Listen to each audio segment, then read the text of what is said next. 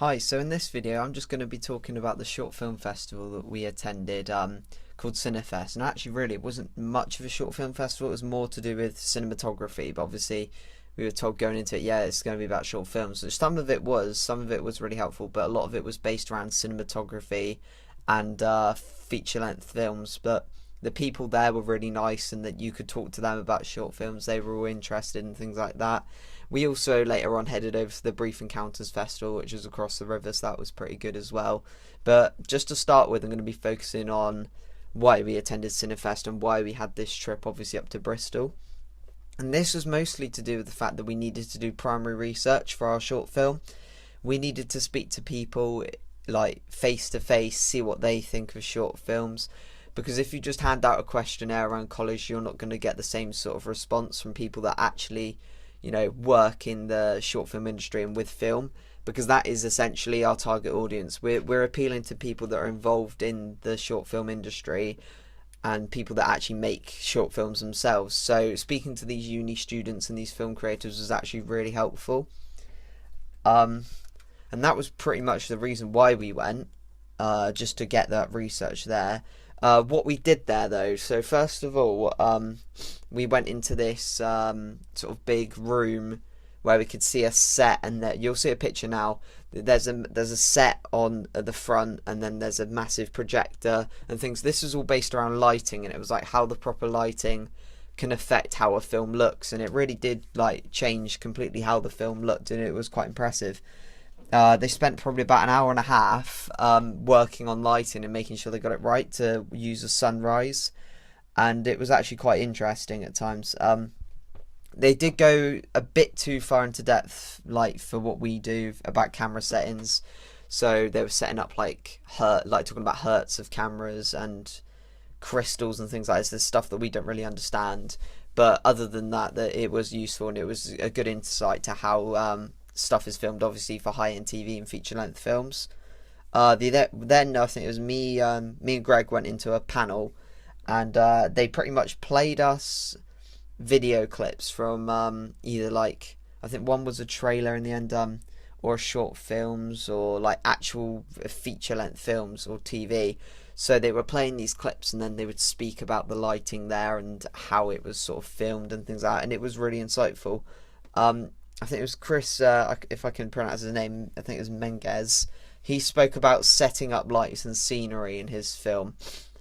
I'm trying to remember what it was, but it was like, I think it was sort of a gangster film, but it was set in Dublin, and the whole thing is you had to create the right lighting as it was at night.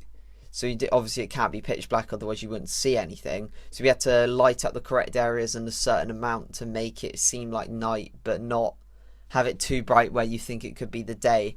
The lighting was quite blue in this section, and I think it was raining at the same time as well. If I can find a clip, I will try and include it, but it was obviously pouring down with rain, and the lights had gone very blue, and I think that was to do with the actual the Warner Brothers themselves. They changed the lighting, the colour correction later on the DVD release, and that's why it looked a bit different. But he said he really wanted to reflect the mood and the setting, obviously, by having it quite dark, but also quite eerie as well. He wanted to make Dublin look dirty and dark, and he did that with, obviously, the colour correction and the lighting. Some other good points that were made by the people on the panel was Eula Postikos. She said that the correct thing to do was work the lighting around the actor's performance, see what they think is right as well, because often they can tell how it's meant to be set on stage, and she said it's all down to the actors mostly. Like, they're just there to film a good performance. It's all about the actors. Roberto Schaefer said that lighting and the colouring in this was really good, and it was beautiful. There was also a car, I think, on fire at one point, and the train like whizzes past it, and it blends between the focus on the car and the train, so it is a focus pull, but he said that the colours blended well and things like that. So on the second clip, it showed the design and attention to detail, because the night is quite hard to film, but it worked out really well, because I think he's walking through he's about to walk through a door, and they paused it at this point, and you could see all the lights in the background and things. They had swan neck street lights, which were obviously whenever the film was set, or like what time period, that was the lights they had where they sort of hang over like swan necks, and that was really impressive. They also created a foggy background, so the lights sort of glimmered and they would stand out to you, and you'd notice that sort of effect. The rain also added to this as well. And Chris himself, who made the film, was really proud of this shot, and he said, I remember he said, I felt like a world beater when he did that, and he just for that scene alone, there's a crew size of about 80 people that were working on it, so that was really impressive.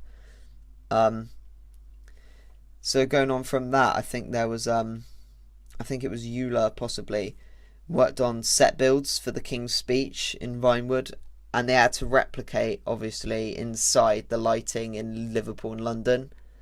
And she said that she sort of let the designers work on the lighting, while she sort of, because obviously the cinematographer technically is responsible for that, but she let a lot of it down to the designers because she felt that they knew what was best for the space, because obviously they'd created the set, they felt that they'd know the best way to light it, and that's something that she said she learnt a lot from these designers on that set. And the main quote that sort of stood out cinematography wise was, they said, cinematography is all about innovation, which is a challenge with a great reward when you get it right. So they're saying that the whole point is that it's a really tough job to do, but when you get it right, it does feel amazing that you've been able to set up this shot and make it look beautiful and things like that. So after the panel, obviously, we went around and we just spoke to some people, and I've put the interviews up on the channel now, so they'll be on this blog as well. You'll just see we just spoke to some people about short films mostly, and we got some really good responses. I spoke to Eula, who was on the panel as well, and I didn't realise that she actually was until afterwards. And I spoke to Angus as well. He was he still is a cinematographer, but he also was a very successful cinematographer. He was nominated for a BAFTA and an Oscar as well. So you'll see those interviews in a bit. But yeah, that's all I've got on just the topic regarding Cinefest and what we got up to on the day. So thank you for watching.